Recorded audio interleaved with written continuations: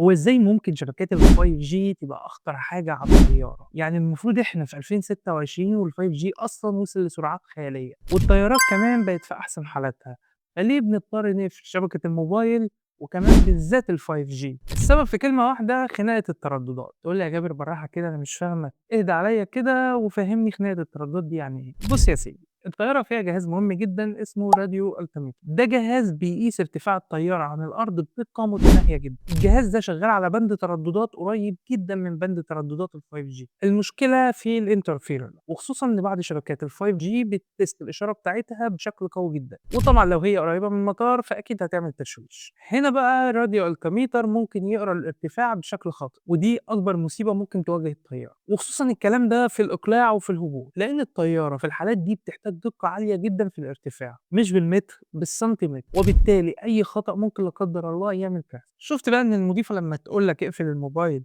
عرفت إن هي مش بترخم عليك؟ وإلى هنا ننتهي، ولو عاوز محتوى حلو زي ده فأنت لازم تتابع.